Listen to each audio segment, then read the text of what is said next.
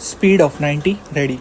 Prosecution તરફે વિદ્વાન APP શ્રીની એવી રજૂઆત છે કે આ કામના આરોપી વિરુદ્ધ આંક 4 ભારતીય ફોજદારી ધારાની કલમ 363, 366, 376 (2) (m) તથા જાતીય ગુનાઓથી બાળકોને રક્ષણ આપતી અધિનિયમ 2012ની કલમ 3-4 મુજબના ગુનાનું તહોમતનામું ફરમાવેલ છે અને તે તહોમતનામું પુરવાર કરવા માટે પ્રોસિક્યુશન તરફે કુલ 4 સાક્ષીઓ તપાસવામાં આવેલ છે.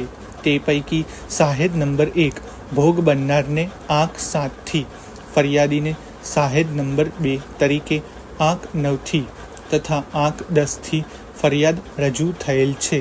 ફરિયાદીની જુબાનીથી ફરિયાદીની હકીકત પુરવાર થાય છે. ફરિયાદીની જુબાની મુજબ બનાવ 1.5 વર્ષ પહેલાં બનેલો.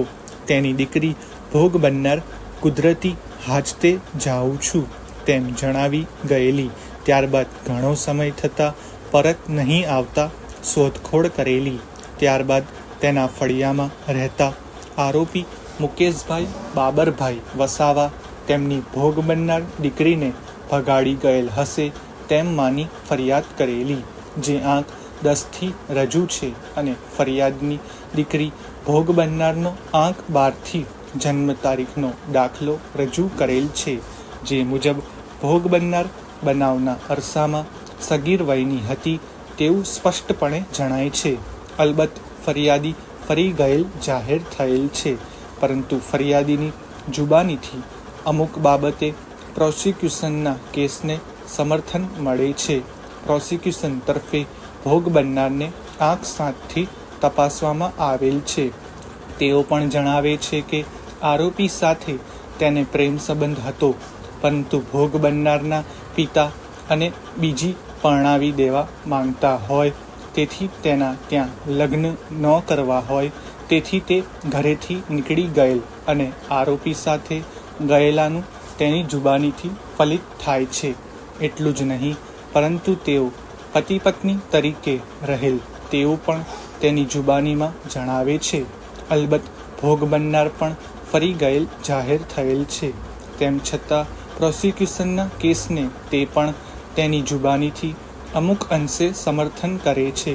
પ્રોસિક્યુશન તરફે સાહેદ ડૉક્ટર મયુરીબેન રાજેશભાઈ શાહને આંક 16 તપાસવામાં આવેલ છે. આ ડૉક્ટરની જુબાનીથી પણ એ હકીકતને સમર્થન મળે છે કે તેણે જરૂરી સેમ્પલ લીધેલ અને FSLમાં મોકલવા સારું સોંપી આપેલા ભોગ બનનારની તેઓએ મેડિકલ તપાસણી કરેલી તેનું સર્ટિફિકેટ આંક 19 રજૂ કરેલ છે.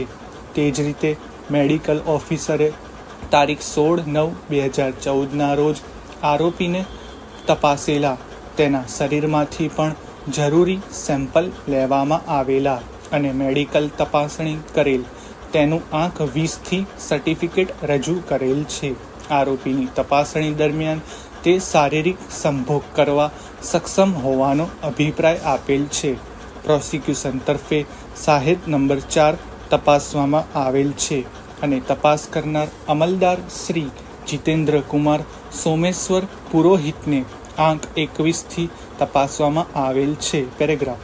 તેઓએ નિયમ મુજબ તપાસ કરી જરૂરી સાહેદોના પોલીસ નિવેદન લીધેલા તેમજ ફરિયાદી તથા ભોગ બનનારની પૂછપરછ કરેલી તેમજ પંચનામા કરી આરોપી તથા ભોગ બનનારને બનાવ વખતે પહેરેલ કપડાં પંચો રૂબરૂ કબજે લીધેલા.